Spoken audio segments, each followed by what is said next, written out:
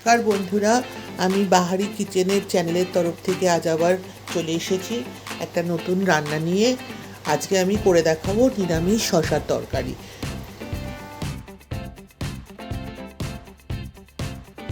বন্ধুরা, শশার তরকারি করবার জন্য আমি শশাকে এভাবে চৌকো চৌকো করে কেটে নিয়েছি, কেটে ধুয়ে রেখেছি।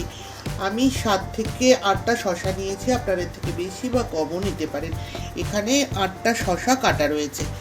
এবার আসুন গ্যাসটা আমি ধরিয়ে নিই, শশার তরকারি রান্না করি। গ্যাসটা ধরিয়ে দিলাম, গ্যাসে তেল দিয়ে দিলাম। এটা রান্না করতে খুব একটা বেশি পরিমাণে তেল লাগে না, আর খুব সহজে রান্না হয়ে যায়।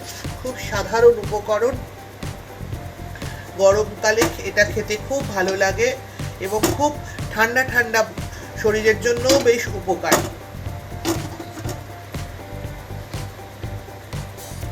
আমার তেলটা গরম হচ্ছে,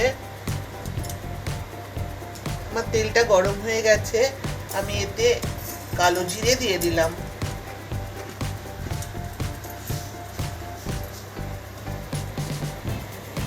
একটা কাঁচা লঙ্কা ফাটিয়ে দিয়ে দিলাম।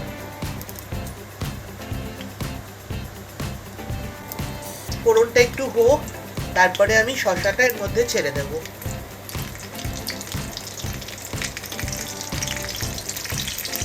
এবার আমি শশাটা ছেড়ে দিচ্ছি।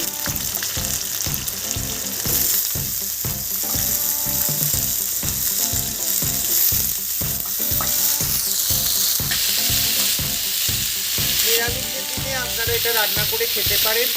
এই এত প্রচন্ড গরমে শশার তরকারি কিন্তু খুব ঠান্ডা এবং খেলেও শরীরেরও ভালো হয়।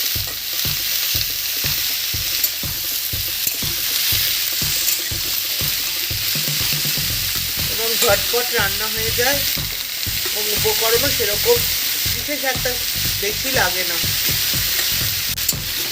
এবার আমি শশাটা একটু ওপর নিচ করে দেবো। এবার এতে দিয়ে দেবো আমার আন্দাজ মতো লবণ।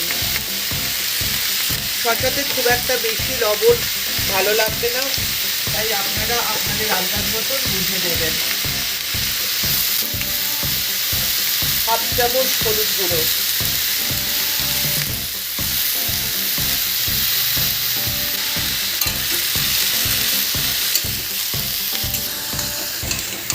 আপনারা দেখছেন আমি শশাটাকে ভালো করে কষিয়ে নিচ্ছি নুন আর হলুদ দিয়ে। আর এটাতে বিশেষ কিছু লাগবে না, শুধু কাঁচা লঙ্কার চিনি দেব।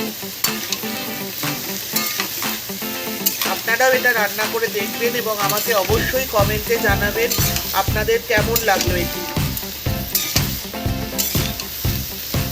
আমার চ্যানেলটিকে সাবস্ক্রাইব করবেন, শেয়ার করবেন এবং লাইক করবেন।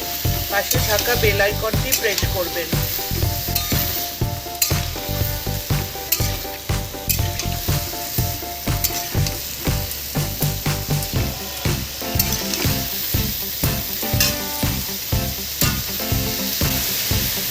এবার আমি এর মধ্যে জল ঢেলে দেব শশাটা মজবার জন্য।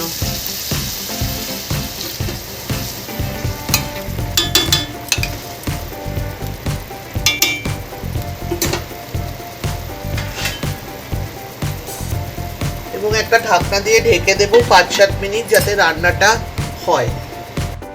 বন্ধুরা, 7 মিনিট পরে ফিরে এসে ঢাকাটা তুললাম।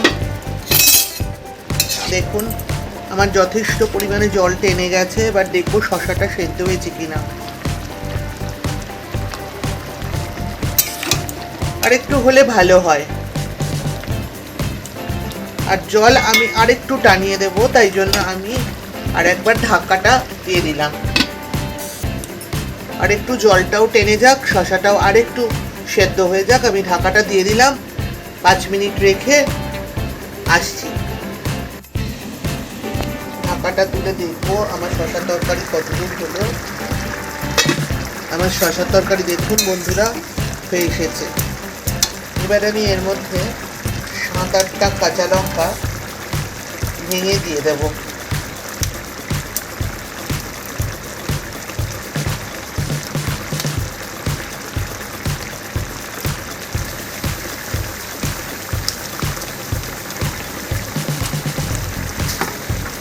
1 চামচ মতন চিনি দেব।